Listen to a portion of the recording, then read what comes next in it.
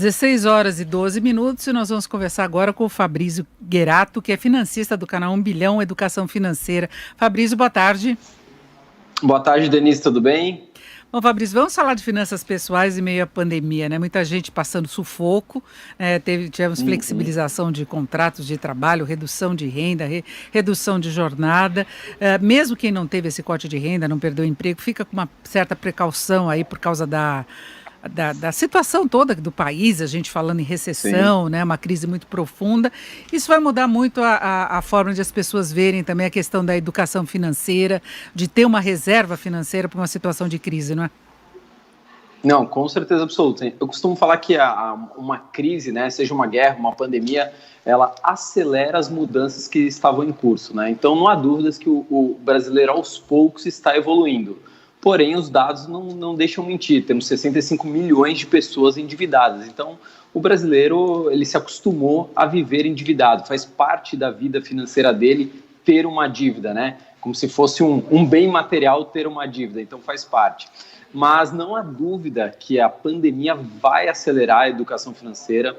As pessoas vão ter a consciência de que é preciso guardar dinheiro. Até teve uma pesquisa recente que o C6 Bank fez junto com o Ibope, mostrou que 27% das pessoas que sofreram aí na pandemia passaram a guardar dinheiro e com certeza parte dessas pessoas vai continuar com esse hábito daqui para frente. Então, com certeza a gente vai ter uma aceleração da mudança em relação à educação financeira do país. Se não vai pelo amor, vai pela dor, né? Exatamente. Eu e o Gabriel, nós estávamos conversando hoje sobre o quanto que reduz a sua despesa de você estar numa quarentena. Mesmo a gente estando trabalhando, aquelas despesas do dia a dia, aquele impulso de consumo que você tinha e despesas de tomar café, porque agora você fica muito mais restrito. A gente vem para trabalhar, mas não fica descendo, né? Não vai num lugar ou no outro. E nós não tem falando... shopping aberto quando está indo embora. Exatamente. Você que gosta bastante. Não dá o pulinho assim, né, Fabrício? E é uma recomendação básica, é você ver de onde você pode tirar o dinheiro para guardar, né? A gente só consegue resolver um problema se a gente conseguir enxergar onde está o problema. Então, até esses gastos que você estava citando, a gente chama de gastos de cupim, né? Porque ele vai comendo ali aos poucos, a gente acha que não faz muita falta no nosso dia a dia, e quando a gente vai ver, se a gente ver no final do mês, a gente viu que a gente gastou um bom dinheiro, às vezes, com besteiras, com compras por impulso, né? Que a gente poderia muito bem não ter gastos. Eu costumo falar que a educação financeira não é para a gente ficar se privando de coisas, né? Eu, por exemplo, adoro viajar, eu sei que você, Denise, também adora viajar, mas se a gente tiver uma vida financeira organizada, a gente consegue fazer coisas que a gente gosta, afinal de contas o dinheiro é para comprar coisas, né, que dão prazer, enfim, e a gente consegue também guardar dinheiro, mas a gente só consegue fazer isso se a gente conseguir enxergar nossa vida financeira e se a gente conseguir se organizar financeiramente. O problema é que muitas vezes as pessoas não querem enxergar a sua vida financeira, porque elas sabem que estão dentro de um problema, mas elas não querem ver o tamanho do problema, até para não ter uma surpresa negativa. Então elas vão enrolando, tem uma dívida aqui, tem outra dívida ali. Só que quando chega uma pandemia, outro dia até falei uma frase que gerou um pouco de polêmica, eu falei, na maioria das vezes, não 100%, não são as crises que quebram as empresas ou as pessoas, elas apenas evidenciam um problema de 5, 10 anos atrás, que as pessoas iam enrolando ali com a barriga e vem uma crise severa e é a gota d'água, mas não é a crise em si, e sim um conjunto de fatores anteriores. A crise só vem para dilacerar de vez aquele problema, né? A gente sabe que muitos empresários têm dificuldade mesmo de gerenciamento. O Brasil é um país complicado em termos de tributação, de custo, de estrutura, uma série de coisas. Mas eu conversando com um dos secretários aí do Ministério da Economia essa semana sobre linhas de crédito e tudo mais, eles não devem conceder, por exemplo, a inadimplentes anteriores à pandemia, porque muitas vezes são empresas que vinham se sustentando na base de empurrar com a barriga, vai aumentando mais o rombo, mas qualquer situação atípica, mesmo que não fosse uma pandemia, essas empresas não sobreviveriam, né, por falta de condição mesmo, uma questão de gerenciamento. Sim, porque o governo pensa o seguinte, claro, o governo não tem um caixa ilimitado, né? A gente sabe que o problema aqui é imprimir dinheiro, enfim. Então, se ele tem ali uma lista negra de empresas que já estavam sobrevivendo, né, já há muito tempo, seja por um problema do setor em que elas atuam ou um problema de administração, de gerenciamento delas, o governo fala assim, bom, BNDES, eu vou colocar dinheiro nessa empresa e vou tomar um calote, né? Então o governo vai tomar um calote. Então, realmente não faz sentido nenhum. Até o Nicolas Taleb, né, o autor do Cisne Negro, ele fala justamente isso. Ele fala que tem que, às vezes, haver uma seleção natural, que empresas que conseguiram estar preparadas para uma crise, porque crises virão, a gente está agora no meio do coronavírus, mas daqui a um tempo vai ter outra crise, daqui a 10 anos vai ter outra crise, então a gente tem certeza absoluta que crises virão. Então, nós, pessoas físicas, assim como as empresas, tem que ter um caixa preparado para esse tipo de situação, porque elas vão acontecer. Isso é um fato 100% de certeza. E Fabrício, para a pessoa que nunca teve essa ideia de separar um dinheiro, quais são ali os passos que ela tem que seguir, onde ela tem que colocar? Porque eu vejo muita gente ainda com dúvidas, né? Não, sem dúvida alguma. Eu aprendi errado, eu não sei vocês. Eu aprendi o dinheiro que sobra, guarda. E é completamente errado, né? Porque as nossas vontades fazem com que a gente gaste absolutamente tudo. Então não é o primeiro dinheiro que entra que a gente guarda. Ou melhor, não é o que sobra o que a gente guarda. É o primeiro dinheiro que entra, é o que a gente separa para guardar e a gente sobrevive com o resto. Então, por exemplo, eu ganho R$1.000 por mês. Ah, é pouco? É pouco, com certeza é pouco.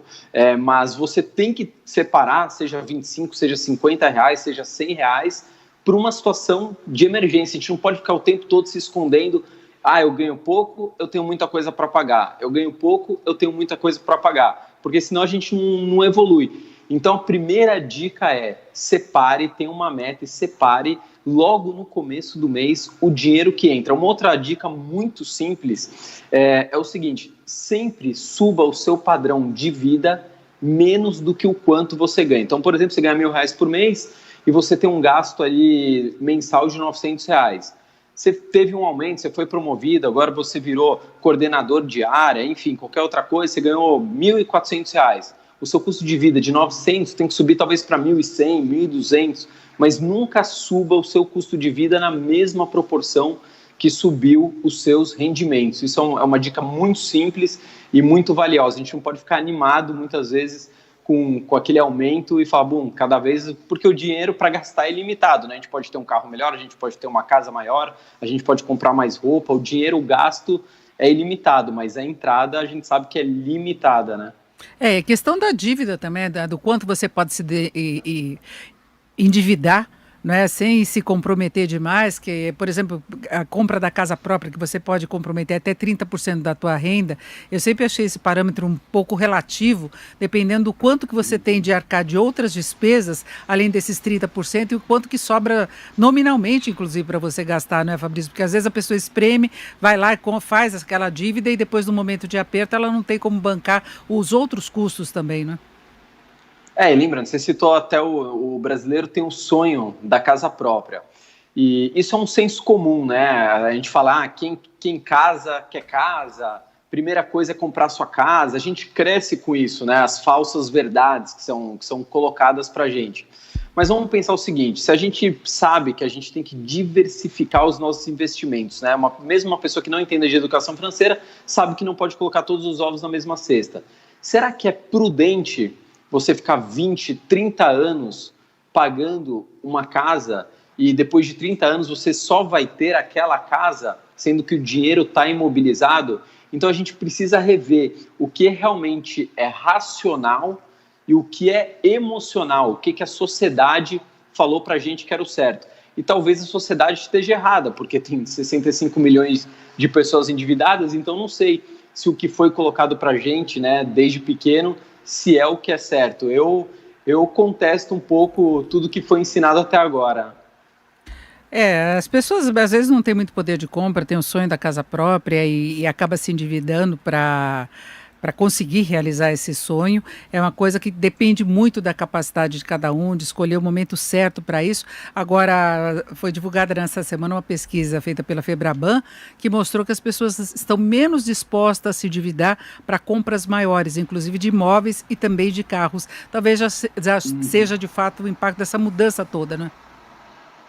Sim, porque não há dúvida, a gente faz um trabalho social, enfim, com algumas comunidades, principalmente com Paraisópolis, aqui em São Paulo, então a gente está o tempo todo em contato. E até anteontem eu estava falando com o Gils, que é o líder comunitário lá, eu falei, Gils, qual que é a situação? A gente está acompanhando bem de perto a questão do coronavírus. E ele falou, Fabrício, a fome chegou aqui, né? Que era uma coisa que estava erradicada, por exemplo, em comunidades como Paraisópolis, que são próximas de bairros mais ricos, tem muita ajuda de empresários, enfim. E ele falou, a fome voltou aqui em Paraisópolis. Então eu fico pensando, se voltou em Paraisópolis, que é uma comunidade, né, uma favela mais ou menos estruturada, recebe muita ajuda, imagina na periferia. Então, imagina a dor, o sofrimento, o desespero, a preocupação das pessoas que estão perdendo emprego. Eu acho que talvez a gente não esteja nem na metade ainda do desemprego, ainda infelizmente muitas empresas irão quebrar. Então, com certeza, tudo isso, né, vai fazer com que as pessoas mudem os seus hábitos. Se não foi pela educação financeira, que hoje em dia tem muito conteúdo, né? Você, Denise, sua equipe, toda hora falando de finanças, de investimentos, tem diversos canais, então a informação está disponível.